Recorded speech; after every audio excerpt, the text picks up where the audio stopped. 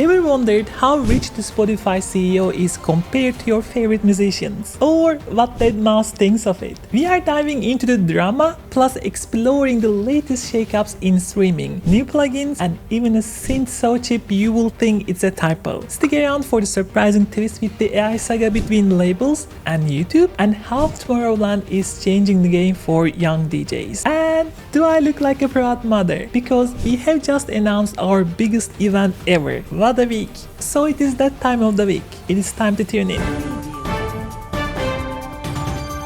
This week's big story, we have decided not to make it AI related and instead talk about everyone's favorite streaming service, because Spotify topics are so awesome, right? In full supervillain fashion, Daniel Ek became richer than any musician in history this week, as the streaming service stock price has been on a rising trend lately. Forbes released its billionaire list, and Swifties will be happy to know that the pop icon is on the list, and both Rihanna and Jay-Z have enough side hustles to elevate them in the cool club list too. Ek is still worth more than all of them. At an estimated 4.9 billion, the CEO is said to have 4x the next worth of Paul McCartney and more than 4x the net worth of the biggest streaming artist on his platform. All of this definitely makes the question of whether it is better to make music or distribute it. So you decide. The business of music is winning the dollar wars when it comes to who is going to see the biggest piece of the consumer's money. And as someone who is known to speak his mind when it comes to the music industry, Deadmau5 has found a microphone and told the world that what he thinks of this news. Already having called Egg an idiot and explaining that the cost of content creation is really 25 years of his life, the mouse probably doesn't count Egg as a fan. However, now Joel is threatening to pull his catalog from, and I quote, these something vultures. As of today, his songs are still on the platform, but it does seem that Deadmau5 fans may need to start to find other ways to listen to his music, as the artist has been known to make moves like this in the past. Spotify also opened up their new lower price music only tier in the US, because it was only available in the UK previously, and this new lower tier removed the access to audiobooks from the plan, and it dropped the price to $11 per month.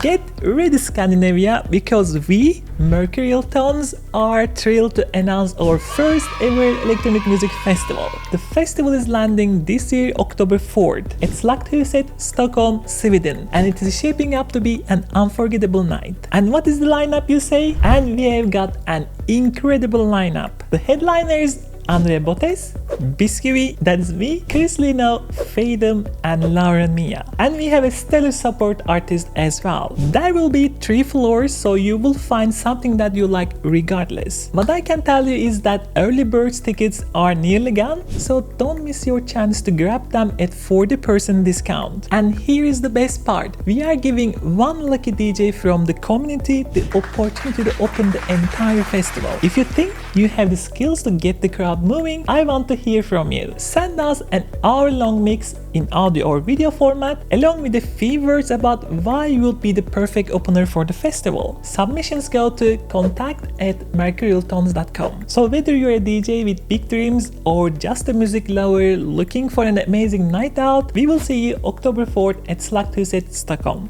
We are a tiny channel trying to make difference, and we need your help. If you are enjoying the news up to now, please consider like and subscribe. One of Spotify's competitors announced a technical change to the way they are streaming music that may be a bigger deal than you think. Tidal wants to win streaming wars by their quality and has been pushing the idea that you would get better audio quality on their service for years. This week, the company announced that it is changing audio formats for the service from MQA and 360 Reality Audio to the open source format of FLAC. Immersive music will now be broadcast in Dolby Audio, and the move is also a plus for Dolby in their attempt to win over the artists on the format. MQA was a proprietary format that was considered as close to lossless as possible without actually being lossless. The move to FLAC means that true lossless audio will be moving across the airwaves, and the hi-fi title of Tidal services will now be fully accurate. With FLAC being an open source audio file codec, this makes it more attractive to use because of the availability of anyone to use the coding without license fees. Many DAWs already support FLAC export, which means if you upload to Tidal, your audio will not be re-encoded for use on the platform. Amazon Music and Deezer are now the only two streaming companies using 360 reality, and they may be moving to Atmos soon as well.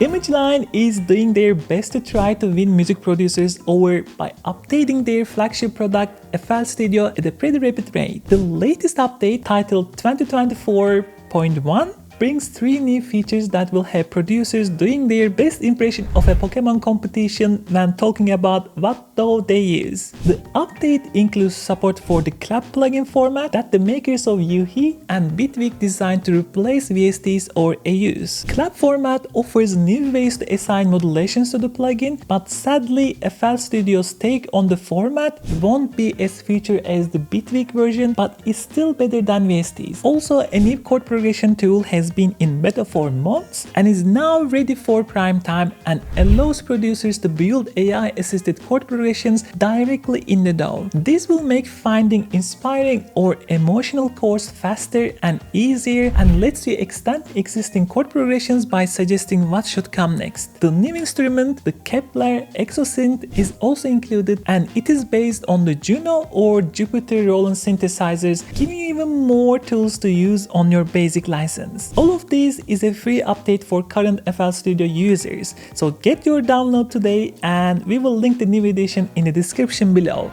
Have you ever been randomly watching YouTube videos and thought to yourself, that bird sound in the latest nature video would make an amazing sample? To be honest, sometimes I thought even weirder samples would work in production, but anyway, now a company has made it easier than ever to get that audio recorded into the DAW. WXAudio Websampler is essentially a browser that opens as a plugin in your software of choice and allows you to record without having to go back and forth or set up audio routing. On a Mac, the software uses Safari as its base platform and Edge in Windows that can open any page you want by just copying and passing the URL for the sound. Hitting record takes the audio and creates a usable WAV file that can be dragged and dropped into your session for editing. If you want to apply effects to the sound live to preview before you come into the audio, you can just add the effect directly after plugin on your DAW, which is really cool. Once you do the direct the audio into DAW,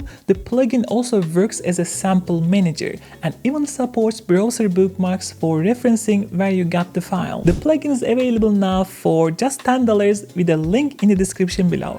Do you think your vocals could use a lot more heavy processing? Do you want that clean singing voice to get really strange and dirty? I have just the solution for you. Humonoid by Baby Audio definitely pushes the things more into the creative side of the things, and it does this with its take on heart pitch adjustment and vocal transforming. The plugin does this by pushing audio signals into very specific and strict tuning layers. So any variation in a vocal will now adjust to sound like a major audio tuning was needed, even if the singer was right on the note. And there's a Robotify knob, and it gives any vocal the Daft Punk treatment. Additionally, format adjustments and quantize control can really take your vocal into the digital realm and suck the living life out of them for good. If that still isn't enough for you, the next section feeds your voice into a waveform generator and pushes those sonic waves into a digital territory. From there, EQs and effects are used to really shape how your vocal sounds. There is also a harmonizing feature that can get all your robots in a proper choir together. All of this is a warning. This plugin does go to the extreme, so if you are looking for a vocal plugin that will make your vocal sound like an opera singer,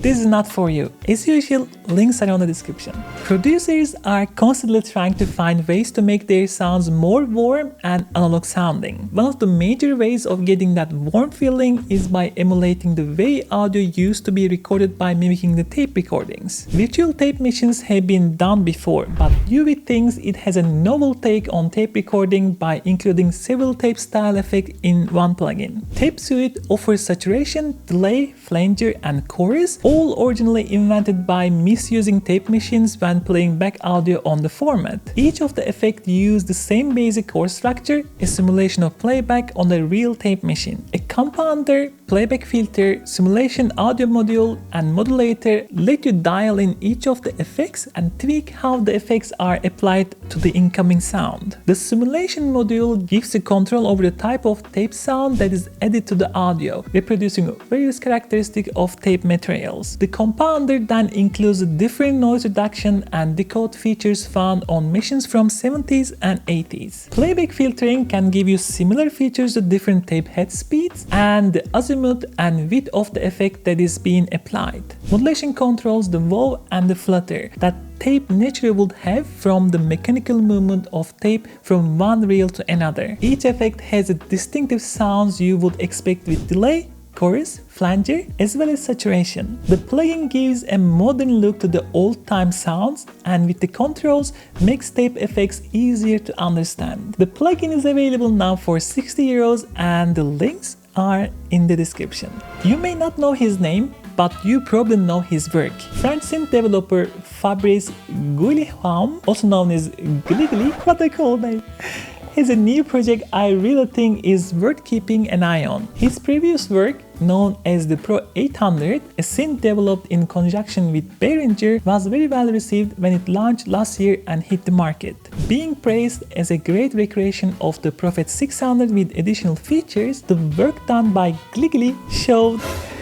How can you even say this one with the proper face? Gligli showed he was someone that could make some noise in the hardware synth world. His new project, the Overcycler, looks to expand his credentials even further. Built as a brand new 6-voice polyphonic hybrid synthesizer that uses digital oscillators and per voice VCF and VCAs, this is a real polyphonic synth. 2 oscillators are available per voice and a dual waveform mix modulation as well as unigirth modulation, making very big sounds from the available sources. The synth will come with oscillators that are sampled from a Prophet VS and an internal flash chip that can be accessed through a USB plug so you can load custom waveforms for use. The per voice filters are based on the SSM 2044 filter that is used by Korg and PPG on their synths, giving a premium sound. Modulation can be assigned from 3 envelopes and each envelope can be looped and sent to oscillators, filters or the amp. 2 LFOs, a sequencer and arpeggiator can be also found in the settings and a USB port for both power and MIDI as well as regular MIDI ports are found on the back of the unit. What makes the whole thing extremely attractive is the price point. A DIY kit is going to be available soon with a fully assembled PCB for just 250 euros and fully assembled units for just 300 euros. Polyphonic hardware synths with these features are typically not this cheap, so expect this to be a hot item once it hits the market for sale. You thought I would make it through the whole show without talking about AI, didn't you? Well, no luck there. Earlier this week, in a breaking news report, I told you about how Sony, UMG and Warner have now sued AI companies Udio and Suno for copyright infringement. That case is a long way from seeing any resolution, and the companies are all trading bad words in the press about each other. YouTube saw all of this happening and decided it was probably not worth it to try and see if those labels would let them train their models. The video and music streaming giant has confirmed that they are in talks with the labels to adjust their license to cover AI development. What exactly this means is still yet to be determined, as YouTube Music already owns a license for use to stream material. But the modification to licensing rights ends up being decided is very much to be determined. Although people familiar with the talks indicate Google wants to offer cash up front or a one-time lump sum of payment. There are no reports that the labels will be okay with these offers. YouTube has tried to work with musicians and labels in the past, as they offered to work directly with artists to ethically use their music for training AI, but only come to agreement with 10 artists. Whether these corporate giants can come to agreement on dollar figures also doesn't indicate how this will affect smaller artists, as the talks don't seem to include the full RIAA, which represents artists in the US. YouTube has also not given any indication on what AI products they plan to offer, but with TikTok already moving forward on AI music generation for their platform, you can imagine it could be YouTube Shorts to get the treatment first. AI is still a struggle for the entire industry on both sides, and there is a lot more to be determined in what is and what isn't considered fair use by these computer algorithms. The biggest dance band in the world is now looking for really young artists to take the stage at the festival this year. In an Instagram post, Tomorrowland Academy is looking for the next generation of DJs to perform, but only if you are under 18 years old. Already on the lineup is DJ Arky, the world's youngest DJ, who is 9 years old and has already performed at Glastonbury in the UK. Belgian artist DJ Dawn, aged 14, played last year and was visited by Dimitri Vegas during his set, and is set to return for another on-stage performance. There are 7 other minors playing this year's edition, and the Academy is looking for more youth to join Academy and see if they have what it takes to be featured as well. Now, I don't know if we have any kids watching the show, but if you are a parent, maybe it's time to stop taking your kids to soccer practice to try to be the next Messi and instead buy some turntables.